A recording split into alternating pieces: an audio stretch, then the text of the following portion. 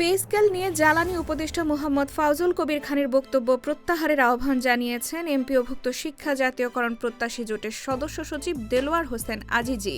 মঙ্গলবার ২৭ জানুয়ারি নিজের ফেসবুক আইডিতে দেওয়া এক পোস্টে আহ্বান জানান তিনি। আজিজি বলেন, পে স্কেল নিয়ে জ্বালানি উপদেষ্টার বক্তব্যের তীব্র নিন্দা জানাচ্ছি এবং বক্তব্য প্রত্যাহারের জোর দাবি জানাচ্ছি। তিনি বলেন, জ্বালানি উপদেষ্টার বক্তব্যের কারণে শিক্ষকরা ক্ষুব্ধ হয়েছেন। জ্বালানি উপদেষ্টা বক্তব্য প্রত্যাহার না করলে এমপিওভুক্ত শিক্ষকদের পক্ষ থেকে কঠোর আন্দোলন গড়ে তোলা হবে।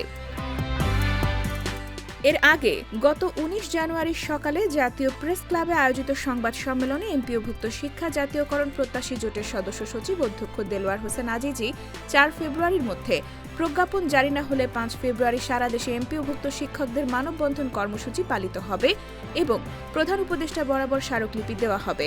দাবি না মানা হলে আরও কঠোর কর্মসূচি ঘোষণা করা হবে।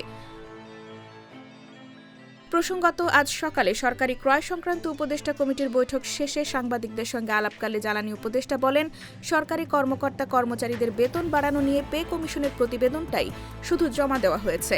পে স্কেল বাস্তবায়ন করবে না অন্তর্বর্তী সরকার। তিনি আরও বলেন, নির্বাচিত সরকার চাইলে এই পে স্কেল বাস্তবায়ন বা বাতিল যে কোনোটাই করতে পারবে। প্রস্তাবিত পে স্কেল নির্বাচিত সরকারের জন্য চাপ হবে না। তার বক্তব্য, জিনিসপত্রের দামে পে কমিশন রিপোর্টের প্রভাব পড়ার সুযোগ নেই, কেননা সরকার তো এটা বাস্তবায়ন করছে না।